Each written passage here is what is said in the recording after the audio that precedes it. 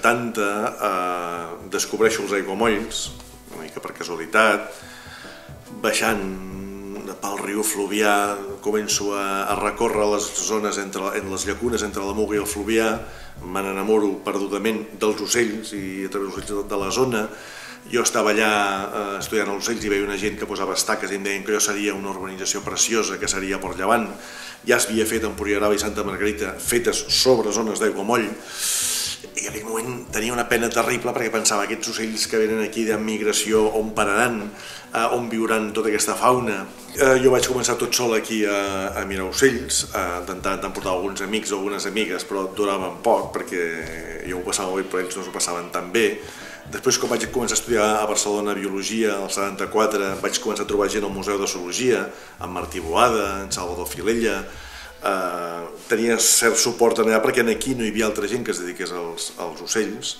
Quan vam tornar de Liège, al 76, vaig trobar una gent que feia fotografies, aquí hi havia en Francesc Guillemet, en Met, que fa les fotos del Bulli, en Jordi Coll, la Rosa Llinàs, la Zeta, i d'altres persones que llavors ells van fer fotografies i van fer una exposició que la passaven pels pobles explicant l'importància dels aiguamolls. La campanya de defensa va durar 7 anys i aquí sí que s'hi va anar afegint moltíssima gent. En aquella època hi havia poca consciència ambiental però molta capacitat de mobilització. Hi havia manifestacions de mils de persones a vegades i aquests 7 anys de campanya de defensa que van ser molt intensos. Sempre dic que com que els meus pares em anaven pagant la carrera, en el fons el que em van pagar és la campanya de defensa perquè jo moltes vegades més que estudiar em dedicava en cos i ànima el que podia fer pels aiguamolls. Vam aconseguir finalment, fent una llei nosaltres mateixos, la llei d'Enidepana, que a l'octubre de l'any 83, o sigui ara farà, el mes d'octubre que ve, farà 30 anys, es declarés la llei de protecció dels aiguamolls de l'Empordà, la creació del parc. Llavors em van fer director a mi, quan jo vaig començar estava tot sol aquí, director i ningú més, i així va començar la història.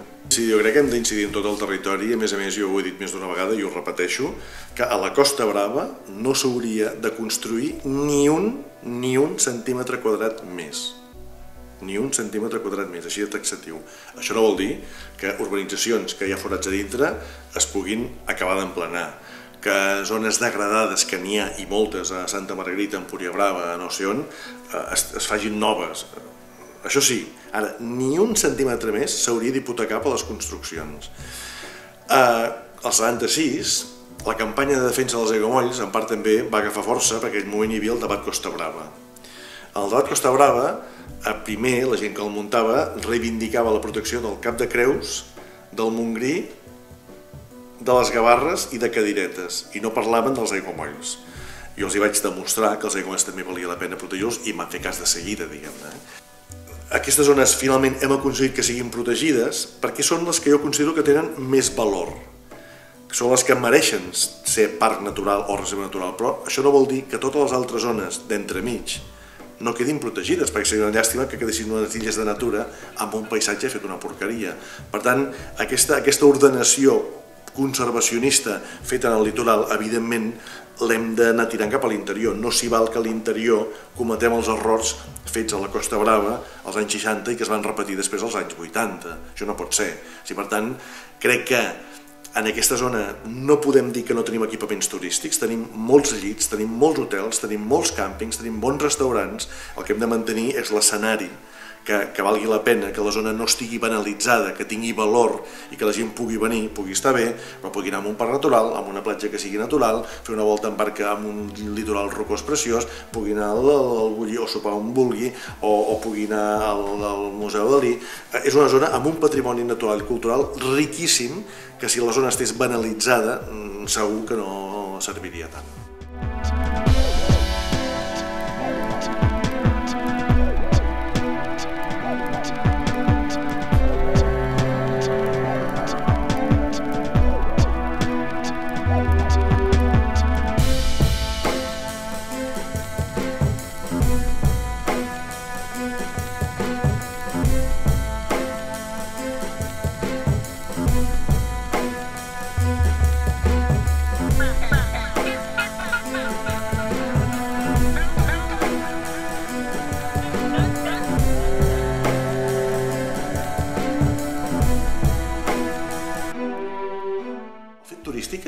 comença fa en plan gros aquí, comença fa només 30 o 40 anys. Per tant, és una generació.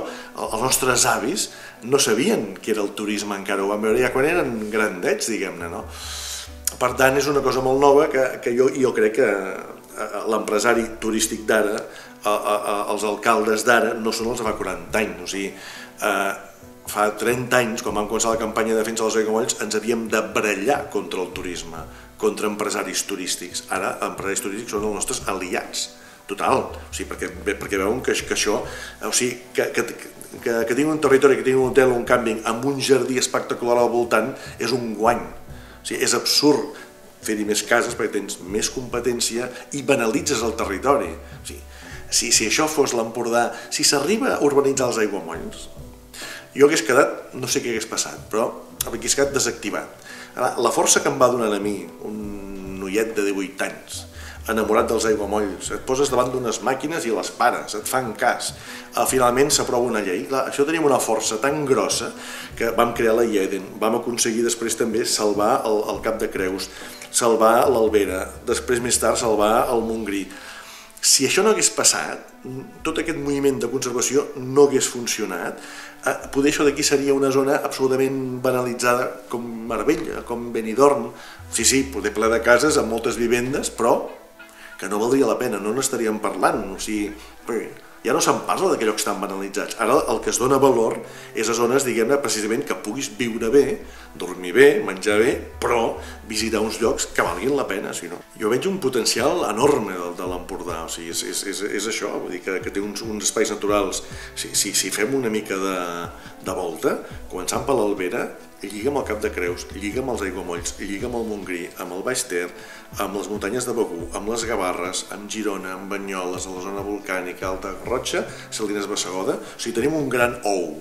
I aquí dintre hi ha una quantitat de territori preciós, és un escenari preciós. Valdria molt la pena que com a objectiu tota l'agricultura i ramaderia de l'Empordà fossin ecològiques. O sigui, és un lloc que a la gent li agrada, és de les comarques que a la gent li agrada dir que va a l'Empordà. Per tant, seria bo que gent que vingués de Girona, de Barcelona, d'on fos, de Montpellier, de Toulouse, vinguessin a passar un cap de setmana, poguessin comprar productes de qualitat a bon preu, ecològics, els deixessin a buscar quasi les granges. O sigui, que passessis un cap de setmana i t'anessis amb el cotxe carregat, com si és al supermercat, de productes bons per tota la setmana a bon preu, a més, que es podria fer en una comarca sana. O sigui, crec que l'objectiu, el camí va per aquí. I per sort vam aconseguir salvar l'escenari. I si aquest escenari funciona, aquí podem representar noves funcions, diguem-ne, d'aquestes que ens permeten crear un futur de molta més qualitat.